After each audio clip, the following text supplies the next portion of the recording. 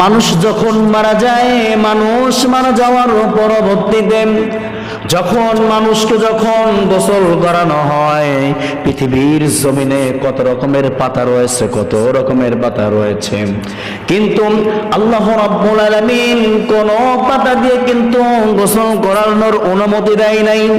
শুধুমাত্র কেবলমাত্র একটি মাত্র পাতা, সেটা হলো বড়ইয়ের পাতা। এই বড়ের পাতা দিয়ে পানিটাকে সুন্দরভাবে গরম করে কিন্তু আল্লাহ রাব্বুল আলামিনের হুকুমের অনুযায়ী সুন্দর করে কিন্তু মরা দেহটাকে গোসল করানো হয়।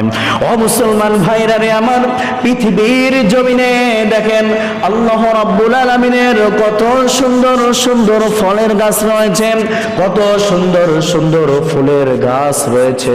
ও মুসলমান ভাইরা রে আমার, আপেল গাছের কিন্তু পাতা রয়েছে, কমলা গাছের কিন্তু পাতা রয়েছে, লেবুর গাছের কিন্তু পাতা রয়েছে, অথচ কিন্তু ওগুলো পাতা দিয়ে কিন্তু মরা দেহকে, মরা মানুষটাকে কিন্তু গোসল করানো হয় না।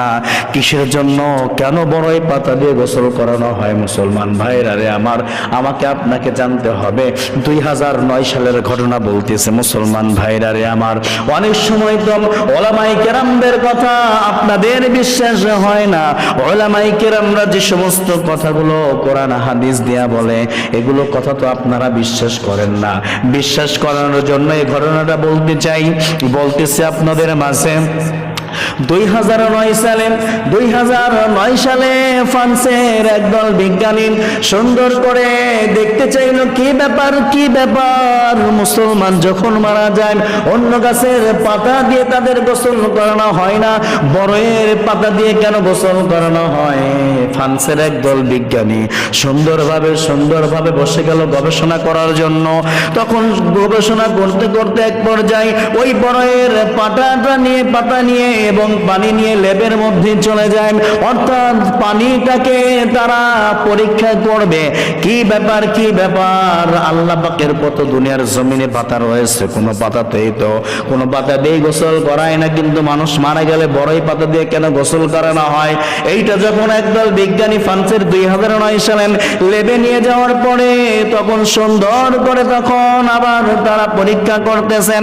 এখন দেখে এই পানিটা কোনো সাধারণ পানি নাই, এই পানিটা গুণে মানে সুন্দর হয়ে গেছে। তখন ওই একদল বিজ্ঞানী যারা হয় মুসলমান ভাইরা রে আমার, আমি কিন্তু 2009 সালের ফ্রান্সের ঘটনা বলতেছি। ওই সময় তখন সুন্দরভাবে তাদের মাথায় একটা চক্কর দিয়ে উঠলো। তারা বলতেছে কি ব্যাপার আল্লাহর নবী, বিশ্ব নবীর যুগে তো এত কোনো সুন্দর তো কোনো জিনিস ছিল না, পানি পরীক্ষা করার মতন কোনো জিনিস ছিল না। আবার এই পানিটাকে, এই বড়ই পাতাটাকে যে তারা যে কম্পিউটারের মাধ্যমে সুন্দরভাবে যে দেখবে এই পানিটা পরিবর্তন হয়েছে কিনা না এমনই রয়েছে, এটা যে দেখবে। রাসূল সাল্লাল্লাহু আলাইহি ওয়াসাল্লামের যুগে কিন্তু এটা ছিল না। সঙ্গে এইটা ধারণা করার পরে তখন ওই ফ্রান্সের একদল বিজ্ঞানী সুন্দর করে আল্লাহর প্রতি, আল্লাহর রাসূলের প্রতি ঈমান এনে কালেমা পড়ে তার সঙ্গে মুসলমান হয়ে যায়।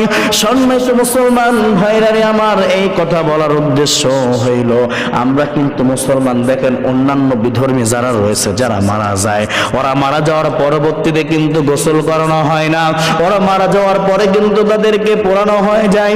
কিছু বৌদ্ধ ধর্মের গৌতম বুদ্ধরাও কিন্তু দেখেন সুন্দরভাবে বলে গিয়েছে তাদের গুরুরা যে তোমাদের মানুষ যখন মারা যাবে বসায় মাটি দিবেন।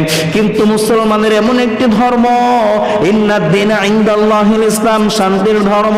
সুন্দরভাবে গোসল করায়া যারা যান, নামাজ পড়ায়া সুন্দরভাবে কিন্তু কবরস্থানের মধ্যে রেখে আসে।